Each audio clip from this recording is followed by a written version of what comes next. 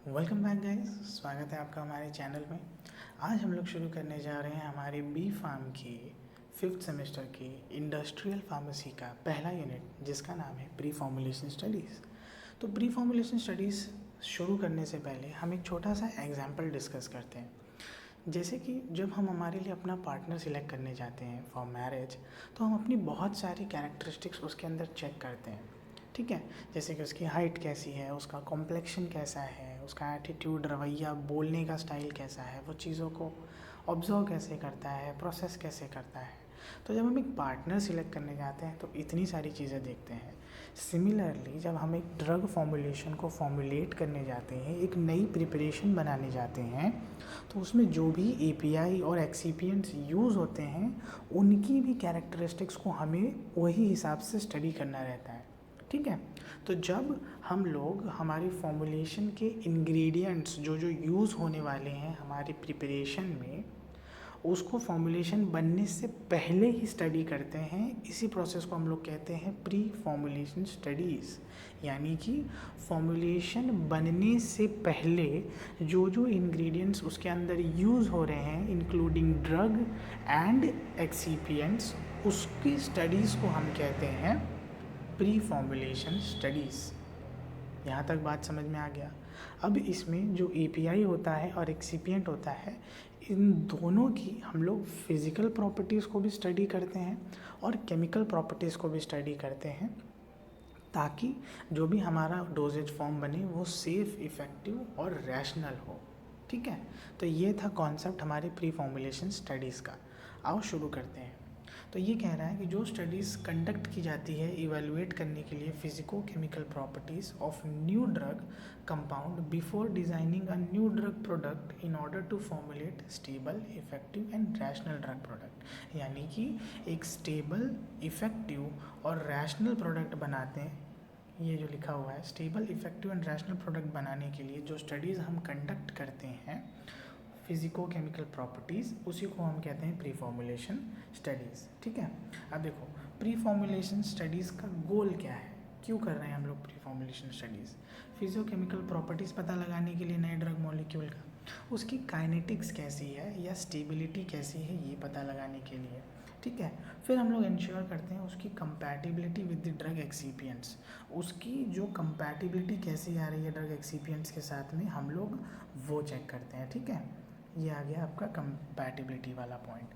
फिर हम देखते हैं उसकी स्टोरेज कंडीशन कैसी है।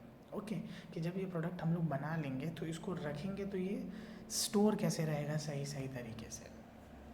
ओके, अब ये जो आप देख रहे हो property study during the pre formulation, ठीक है, ये आप लोग खुद दिख रहा है कि नहीं? ये जो दिख रहा है properties study during the pre formulation, physical characteristics और केमिकल कैरेक्टरिस्टिक्स। ठीक है, यहाँ रहा फिजिकल कैरेक्टरिस्टिक्स और ये रहा केमिकल कैरेक्टरिस्टिक्स। ये ही आपको याद करना है। फिजिकल कैरेक्टरिस्टिक्स में हम पढ़ेंगे क्रिस्टलाइन या अमॉर्फस, उसके फिजिकल फॉर्म को, पार्टिकल साइज को, पार्टिकल के शेप को, ठीक है, फ्लो प्रॉपर्टी को, सॉल्युबिलिटी प्रोफाइल और पॉलीमॉर्फिज्म। वहीं केमिकल में हम पढ़ेंगे hydrolysis, oxidation, reduction, racemization and polymerization. ठीक है, तो अब हम लोग शुरू करते हैं फिजिकल फॉर्म से। फिजिकल फॉर्म क्या होता है कि ये अफेक्ट करता है सॉल्युबिलिटी, बायो अवेलेबिलिटी और stability of the finish product को।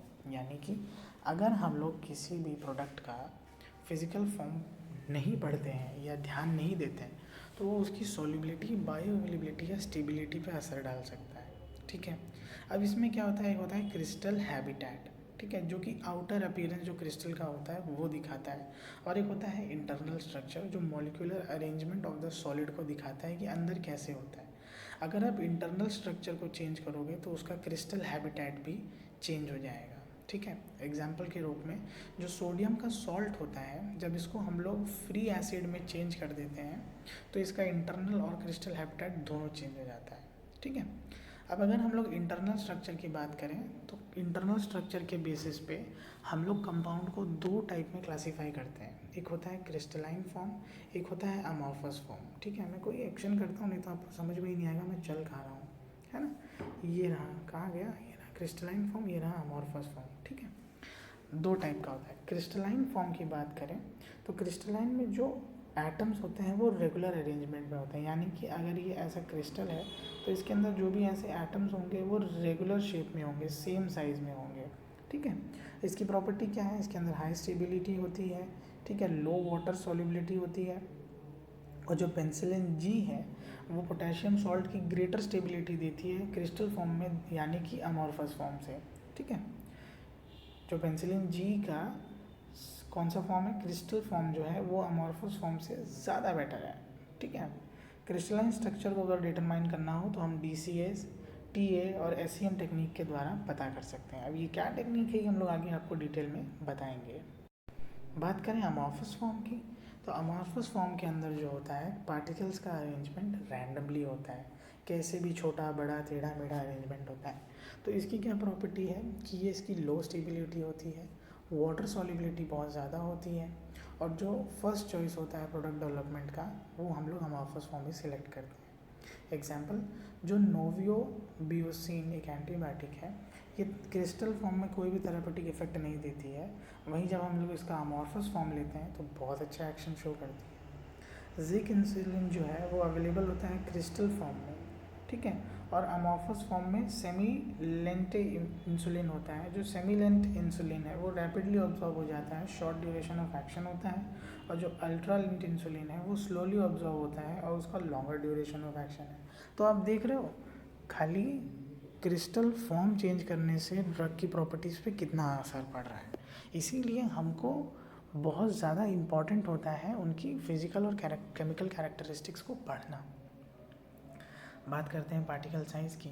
अब देखो, पार्टिकल साइज़ क्यों पढ़ना ज़रूरी है, क्योंकि पार्टिकल साइज़ जो है वो solubility, dissolution rate, content uniformity, flowability और बायो अवेलेबिलिटी के लिए रिस्पॉन्सिबल होता है। ठीक है, पार्टिकल साइज बोथ ड्रग और एक्सिपिएंट का दोनों का हम लोग इवेलुएट करते हैं। नॉइज़ विटनी के इक्वेशन के अनुसार अगर स्मॉलर साइज़ है, जितना पार्टिकल्स का साइज़ छोटा होगा उतना ज़्यादा सरफेस एरिया देखने के लिए मिलेगा। इसके लिए उसकी सॉल्युबिलिटी और डिसोल्यूशन रेट जो है वो बहुत ही ज़्यादा बेहतर हो जाएगा। ठीक है, तो इसलिए हम लोग को जो पार्टिकल का साइज़ रखना है, चाहे वो ड्रग हो चाहे एक्सिपिएंट हो, वो बहुत ज़्यादा छोटा रखना है। जितना ज़्यादा छोटा रहेगा छोटे छोटे पार्टिकल्स का सरफेस एरिया ज़्यादा रहेगा। ठीक है, अगर मैं आपको एग्जांपल से समझाऊँ, फॉर एग्जांपल ये बड़ा सा पार्टिकल है तो इसका सरफेस एरिया इतना ही है, लेकिन अगर इसी को हम लोग छोटा छोटा तोड़ देते हैं तो अब देखो इसका भी सरफेस एरिया मिल गया, इसका भी मिल गया, इसका भी मिल गया, इसका भी मिल गया, है ना। अब इसमें क्या था, ये जो अंदर थे उनको तो नहीं मिल रहा था एरिया, ये सिर्फ बाहर का ही एरिया था, लेकिन जैसे ही हम लोग इसको छोटे छोटे पार्टिकल्स में तोड़ दिए तो इंडिविजुअल एरिया भी पानी के साथ घुल सकता है। इसीलिए कह रहा है जितना ज़्यादा छोटा पार्टिकल रहेगा उतना ज़्यादा सरफेस एरिया देखने के लिए हमको मिलेगा।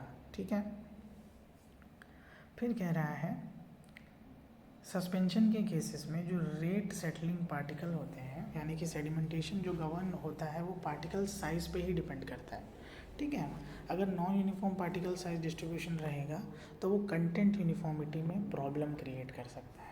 अगर आपका कोई पार्टिकल बड़ा है, कोई छोटा है, कोई टेढ़ा है, कोई मेढ़ा है, तो जो हर डोज में जब आप दोगे 5 ml या 10 ml तो उसमें जो प्रॉपर अमाउंट ऑफ डोजिंग की कमी देखने के लिए हमको मिलेगी।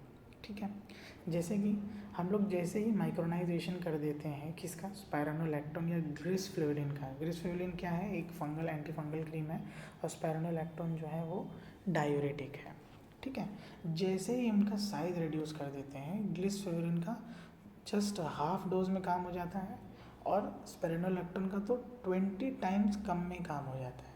ठीक है, तो साइज़ डिक्रीज करने से हमें इतना फ़ायदा होता है। अगर एरोजोल्स की बात करें तो जो बेस्ट एक्शन एरोजोल देती हैं वो 0.5 से 4 माइक्रोन के बीच में अगर उनका पार्टिकल साइज़ है तो वो बेस्ट एक्शन शो करता है।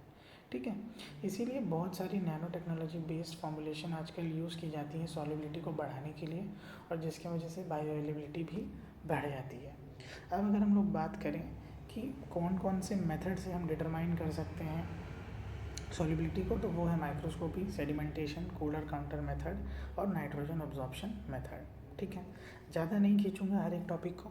अगर आप इसको एग्ज़ाम से पहले देख रहे हो तो थोड़ा थोड़ा देख के आगे पढ़ो, और अगर डिटेल समझने के मूड से आए हो तो प्लीज़ इसको आगे तक देखो।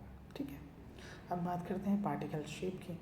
पार्टिकल शेप भी बहुत ज़्यादा इंपॉर्टेंट है। क्यों? क्योंकि अफेक्ट करता है सरफेस एरिया को, फ्लो प्रॉपर्टी को, कंपैक्शन फोर्स को। जब हम लोग टैबलेट को कंप्रेस करते हैं ना, उसके कंपैक्शन फोर्स को ड्यूरिंग द टैबलेट मैन्युफैक्चरिंग। एक आइडियल शेप ड्रग डेवलपमेंट के लिए स्फेरिकल ही होता है, क्योंकि उसमें जो सरफेस एरिया है वो हमको प्रॉपर मिलता है और यूनिफॉर्म फ्लो देखने के लिए मिलता है और इंक्रीज करता है सॉल्युबिलिटी, हेंस द बायोअवेलेबिलिटी। ठीक है। Increase in the level of flakiness and irregularity for particles have same size and dissolution rate decreases। अगर पार्टिकल्स शेप के अंदर इरेगुलरिटी देखने के लिए मिलती है, ऐसे टेढ़े मेढ़े पार्टिकल है या कैसे भी पार्टिकल हैं, तो उसकी वजह से हमको डिसोल्यूशन रेट कम देखने के लिए मिलता है। ठीक है।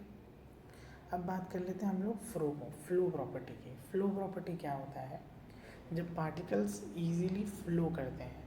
अभी जो फ्लो प्रॉपर्टी है, इसके लिए हम अलग से एक वीडियो बनाएंगे, जो नेक्स्ट पार्ट आएगा, जिसमें हम सारी फ्लो प्रॉपर्टीज़ को डिस्कस करेंगे। फ़िलहाल के लिए इतना ही, मिलते हैं आपसे नेक्स्ट वीडियो में।